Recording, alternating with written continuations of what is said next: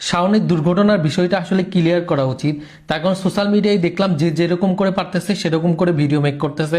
কেউ বলতেছে আমরা পাহাড়ে উঠতে যেয়ে খাদে পড়ে গেছি, কেউ বলতেছে ওভার স্পিডে আরেকটা গাড়ির সাথে ধাক্কা লেগে ব্রিজ থেকে পড়ে গেছি, কেউ বা বলতেছে যে ভিডিও করতে যেয়ে শাওন ব্রিজ থেকে পড়ে যেয়ে এরকম করে তার দুর্ঘটনা ঘটছে। আসলে এগুলা কোনো কিছুই সত্যি নয়। আপনাদের সত্যিটা জানতে হলে অবশ্যই প্রথম থেকে শেষ পর্যন্ত বিষয়টা জানতে হবে, দেন আপনারা মন্তব্য করতে পারবেন। কাউকে নিয়ে হুটহাট করে এরকম করে মন্তব্য করে কাউকে আঘাত করবেন না, কাউকে ছোট করবেন না, কাউকে কষ্ট দিবেন না প্লিজ। সাজেকের উদ্দেশ্যে আমরা 15 জন মেম্বার এখান থেকে রওনা দিই।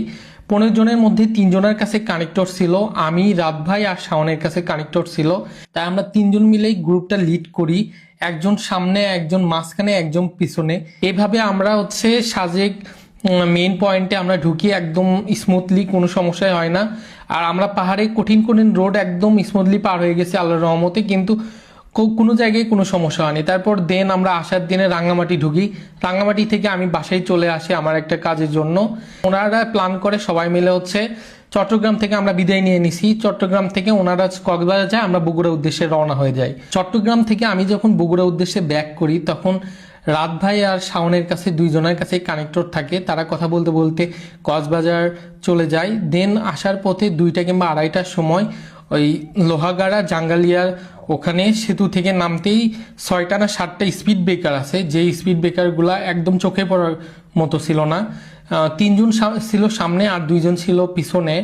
তো 3 জন কিন্তু স্মুথলি পার হয়ে যায় এই স্পিড ব্রেকারগুলা, 2 জনের চোখেই পড়ে না, তারপরে ওরা পার হয়ে গেছে। তা কিন্তু শাওনের বেলা হয়েছে কি, উনি ওই স্পিড ব্রেকারগুলো খেয়াল করে না, যার কারণে যখনই হঠাৎ করে চোখে পড়ে তখন উনি কিন্তু ইমার্জেন্সি ব্রেক ধরে। আর এবিএস থাকার কারণে কিন্তু মেবি চাকাটা লক হয়ে গেছিল, দেন চাকা স্লিপ করছে, স্লিপ করে সাইডে যে আমি একটা জিনিস দেখাই, ব্রিজের সাইডে যে আপনার রেলিং থাকে, এই রেলিংয়ে কিন্তু প্রথমে আগে হালকা করে ধাক্কা খায়, দেন ওরা বাম পাশে একদম রেলিংয়ের ভিতরের দিকে ঢুকে যায়, ভিতর থেকে নেমে